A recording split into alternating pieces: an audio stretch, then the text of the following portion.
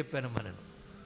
దారిద్ర్యం మరణం భయం ఎంతవరకు శివపూజ ప్రారంభించే వరకే దారిద్ర్య మరణ భయాలు ఉంటాయి. శివపూజ ప్రారంభించాక శివానుగ్రహం వల్ల అవన్నీ తొలగిపోతాయి. అది చెప్పాడు.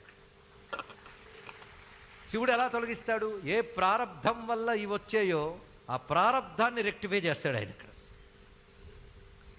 అందుకే ఈయనకి బాగా అలవాటు చేసిందని చిన్నపిల్లవాడికి భగవత్ పూజ అలవాటు చేశాడు, మంత్రజపం అలవాటు చేశాడు, శుద్ధిగా సకాలంలో నిద్ర లేవడం, మంచి అలవాట్లు ఇవన్నీ చేశాడు.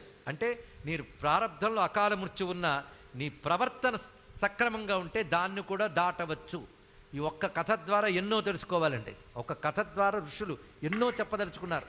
ఒకవేళ ఎవరైనా ఇక్కడ శ్రద్ధగా విని ఉంటే ఈ కథలో ఎన్ని సందేశాలు చెప్పామో పాయింట్ వేజ్ రాసి చూపించగలిగితే వాళ్ళకి శివుడే గొప్ప డిగ్రీ ఇస్తాడు. నేనే చెప్పను. ఒక్కొక్క దానిలో ఎన్ని సందేశమో కనుక నువ్వు చక్కగా ప్రవర్తిస్తే